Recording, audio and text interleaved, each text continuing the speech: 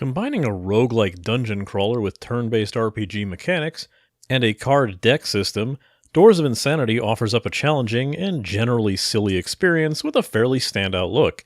Just released in early access, let's see if we can't shuffle our way out of purgatory.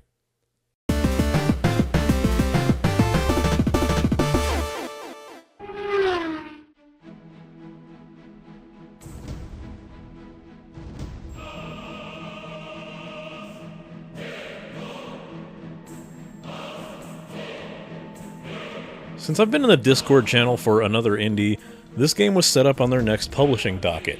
I mostly decided to get into it once it became available for me to promote a stream on the Steam store page, but I will admit that Miss Banner Image McSideboob didn't discourage me from participating in that. I wasn't sure if I was going to even like the game initially, with its very interesting font choice for the UI in general, as well as the Flash game-looking animated sprites and characters. But it really didn't take me long to warm up to the game, and fast. And before anyone gets into it, no, I have not played Slay the Spire, but I have been made consistently aware of how similar this game is to it, so, you know, standard, if I say something that sounds like it was in Slay the Spire, I wouldn't have known anyway. From what I looked into Slay the Spire, there are a few distinct differences that Doors of Insanity offers, but probably not enough to keep people from whining about it in the comments. As I just said, the game's UI is strange, to say the least. Almost all text is in this thin font that looks like hastily written handwriting. The mana and health meters are very Diablo orb. A level up brings up this 80s anime-looking girl with a sharp angled number next to her. The only coherency is in how incoherent it is. Likewise, art is all over the place, from viewers of my stream remarking that the game looked like Adventure Quest, others obviously remarking Slay the Spire, where both flat and less detailed character models are set upon some very highly detailed and interesting backgrounds, some modeled with lightly cel-shaded 3D. This is the most notable when opening up the titular doors to each room, and when looking at some of the backgrounds in each stage, as they have way more detail than you might immediately appreciate. The discordance seems to be the point. Your aversion to meme humor is going to have a bearing on this game.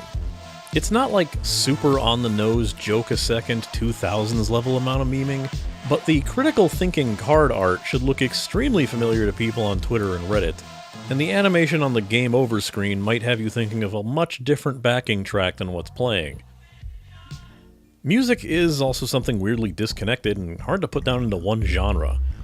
Some of it sounds like D&B, others are using simple short loop compositions, and occasionally with chanting vocals. It's an experience, yet oddly catchy, and most watching the stream tended to remark on it at some point. You can start out making a character, but it really won't matter how you do this, be they male or female, whatever anime-ish hand-drawn head you pick, or their hair or their skin color.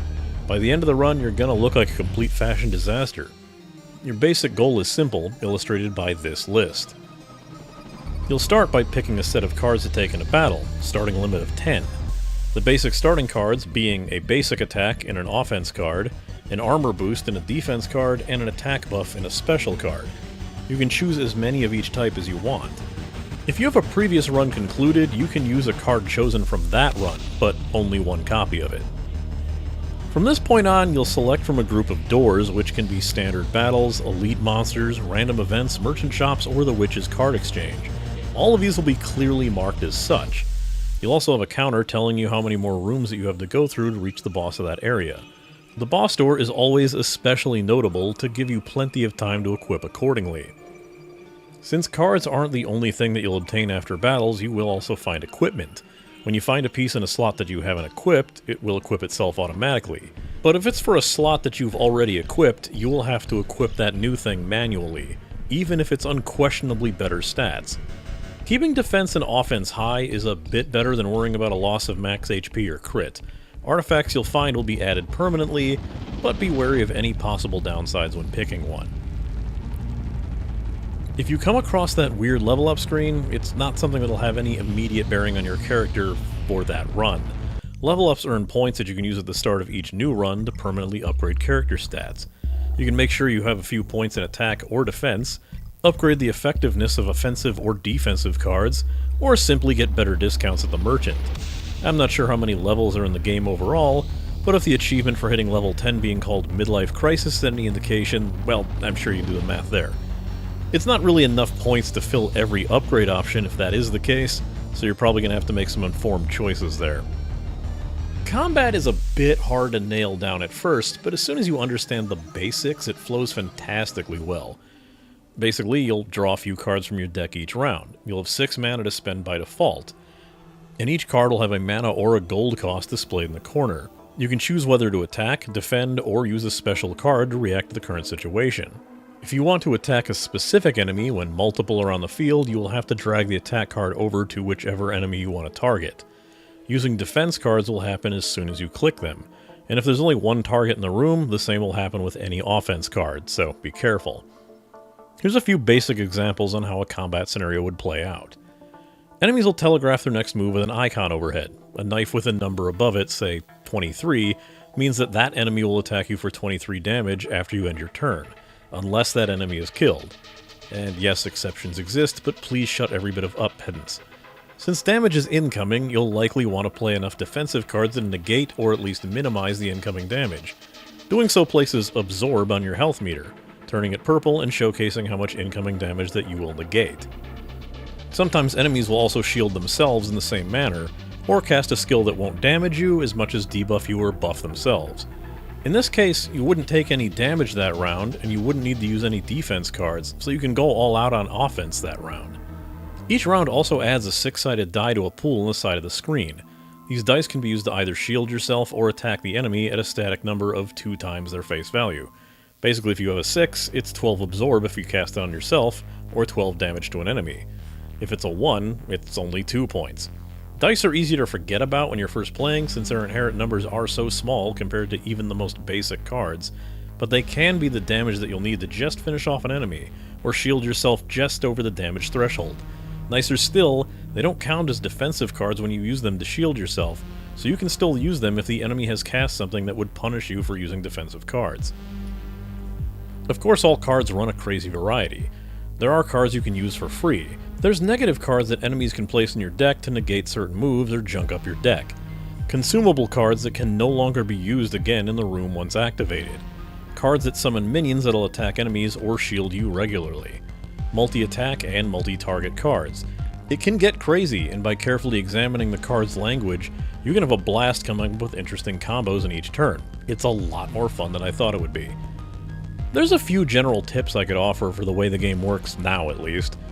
Attack and defense boosting gear seem far more important than crit and HP. Do not take a massive hit to the former because you're going to get a big boost to the latter when you're swapping equipment. Adding 8 HP to your max won't really help you if your defense is so low the enemies are potentially taking off half your health per hit. If you find the flow of shielding and attacking too hard to get into right away, go sword and board to get some extra defense. Just do not neglect upgrading your attack. Unless you know you can take them out in 1 or 2 turns, prioritize any bomber enemies over their partners. If they go off, it's a near guarantee that you'll die. And I've been in situations where I wasn't able to take out multiples of them in time and lost the whole run because my attack just wasn't high enough. If you can enter elite doors, unless you're not at all confident in your build or you're low on HP, go for the elite enemies. The rewards are usually far more worth it, and in a lot of cases, 1 strong enemy is usually easier to deal with than just 3 regular ones. As long as they're not just dumping summons on you, because that just sucks. Bosses seem daunting at first with their ridiculously large health pools and occasionally unfair attacks. But if you can understand the mechanics of dice and play patiently instead of getting greedy, they can be mostly pushovers. Even Boss 3 can be very simple if you know that dice count as extra hits when you need to force him to swap to his next move. At the same time, don't summon attack minions in that fight either. Their attacks will also swap his next move, and they could screw you over pretty hard. If you manage to pass the 3 areas and defeat all bosses, you have a chance to end the run in victory, or head to the Abyss for one more challenge. If you lose, you won't be able to keep a card from your run in that new one. And the true last boss can get pretty cruel the longer the fight goes on. I found myself having a hard time putting the game down when I started getting into it, especially the few times I went in to record more footage. It's a simple enough premise, and not a bad price at all despite its fairly early state presentation. It is in early access after all, so if you have feedback to continue to its development, it shouldn't be too hard to find your way to their Discord. If you're looking for something that's at least a little Slay the Spire at home, Doors of Insanity should serve as a good time, and I do look forward to seeing a bit more of this game in the future.